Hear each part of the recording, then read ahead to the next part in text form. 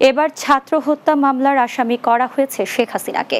বৈষম্য বিরোধী ছাত্র আন্দোলন চলাকালীন রাজধানীর কাফরুলে ঢাকা মডেল ডিগ্রি কলেজের দ্বাদশ শ্রেণীর শিক্ষার্থী ফয়জুল ইসলাম রাজুদের মৃত্যুর ঘটনায় সাবেক প্রধানমন্ত্রী শেখ হাসিনা সহ ২৪ জনের বিরুদ্ধে মামলা দায়ের করা হয়েছে।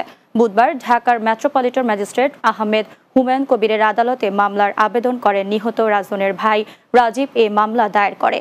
এদিকে ২০১৫ সালে রাজধানীর উত্তরা থেকে এক আইনজীবীকে অপহরণ করে গুম করার অভিযোগে সাবেক প্রধানমন্ত্রী শেখ হাসিনা, সাবেক স্বরাষ্ট্রমন্ত্রী আসাদুজ্জামান খান কামাল সহ ৫ জনের বিরুদ্ধে মামলা হয়েছে। বুধবার ঢাকার মেট্রোপলিটন ম্যাজিস্ট্রেট ফারজানা শাকিলা সুমু চৌধুরীর আদালতে মামলার আবেদন করেন ভুক্তভোগী সুপ্রিম কোর্টের আইনজীবী সোহেল রানা। আদালত বাদীর জবানবন্দি গ্রহণ করে উত্তরা পশ্চিম থানাকে এজাহার হিসেবে গ্রহণের নির্দেশ দিয়েছেন। এর আগে ওই আইনজীবী আদালতে মামলার আবেদন করেন। মামলার অন্য আসামিরা হলেন সাবেক আইনমন্ত্রী আনিসুল হক, সাবেক আইজিপি শহীদুল হক, র্যাবের সাবেক মহাপরিচালক বেনজির আহমেদ। এছাড়া র্যাবের অজ্ঞাত ২৫ সদস্যকেও মামলায় আসামি করা হয়েছে।